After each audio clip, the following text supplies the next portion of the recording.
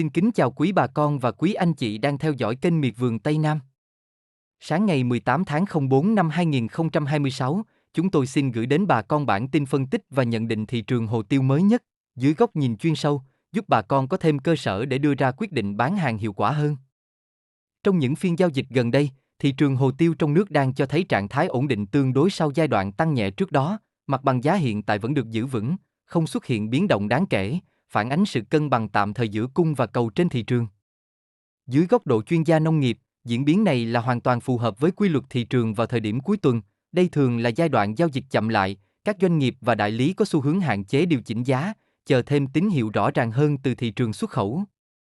Tuy không có biến động mạnh, nhưng việc giá tiêu tiếp tục duy trì xu hướng tăng nhẹ cho thấy nền giá đang được củng cố, điều này phản ánh tâm lý thị trường đã ổn định hơn, áp lực bán ra không còn lớn như trước, trong khi lực mua vẫn được duy trì ở mức hợp lý.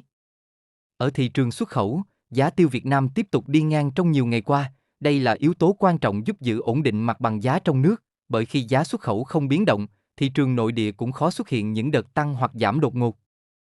Trên thị trường thế giới, giá hồ tiêu nhìn chung vẫn duy trì ở mức cao, chỉ ghi nhận biến động nhẹ tại Indonesia, trong khi các quốc gia sản xuất lớn khác như Brazil và Malaysia tiếp tục giữ giá ổn định, đặc biệt, Malaysia vẫn đang là khu vực có mặt bằng giá cao nhất, đóng vai trò như trụ đỡ quan trọng cho thị trường toàn cầu. Sự ổn định của thị trường thế giới trong thời điểm hiện tại là một tín hiệu tích cực, cho thấy cung cầu toàn cầu chưa có sự mất cân đối lớn, đây chính là yếu tố nền tảng giúp giá tiêu trong nước duy trì xu hướng ổn định và hạn chế rủi ro giảm sâu. Tổng thể, thị trường hồ tiêu hiện đang vận động theo hướng tích lũy sau nhịp tăng nhẹ trước đó, dù chưa có tín hiệu bứt phá rõ ràng, nhưng xu hướng tích cực vẫn đang được duy trì một cách khá bền vững. Trong ngắn hạn, nếu không xuất hiện biến động lớn từ thị trường xuất khẩu hoặc yếu tố bất ngờ từ nguồn cung, giá tiêu nhiều khả năng sẽ tiếp tục dao động trong biên độ hẹp, nghiêng về xu hướng ổn định hoặc nhích tăng nhẹ. Đây là giai đoạn mang tính quan sát quan trọng, bà con nên theo dõi sát diễn biến thị trường trong những phiên tới, đặc biệt là các tín hiệu từ hoạt động xuất khẩu, để đưa ra quyết định bán hàng hợp lý, tránh bán vội khi thị trường chưa xác lập xu hướng rõ ràng. Sau đây em xin cập nhật chi tiết, giá thu mua hồ tiêu trên thị trường thế giới, thị trường xuất khẩu của Việt Nam và thị trường trong nước tại một số khu vực trọng điểm các địa phương, để bà con mình tham khảo, đưa ra quyết định giá bán cho vườn hồ tiêu của nhà mình nhé. Giá hồ tiêu xuất khẩu Việt Nam giữ nguyên, tiêu đen loại 500G trên lít là 6.100 đô la trên tấn, tiêu đen loại 550G trên lít là 6.200 đô la trên tấn, tiêu trắng là 9.000 đô la trên tấn, xu hướng đi ngang, ổn định trong tuần.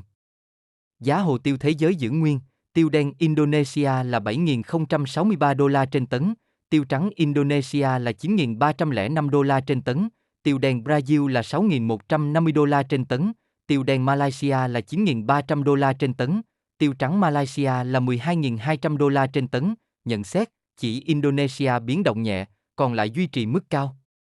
Giá hồ tiêu trong nước theo khu vực, Đắk Lắk 139.500 đến 141.500 đồng trên ký, Đắk Nông 139.000 đến 141.000 đồng trên ký, Gia Lai 138.500 đến 140.000 đồng trên ký, Phú Yên 138.500 đến 140.000 đồng trên ký, Kon Tum 138.500 đến 140.000 đồng trên ký, Đồng Nai 141.000 đồng trên ký, Lâm Đồng 141.000 đồng trên ký, Bình Phước 141.000 đồng trên ký, Bà Rịa Vũng Tàu 142.000 đồng trên ký, Phú Quốc 138.500 đồng trên ký, Bình Dương 141.500 đồng trên ký.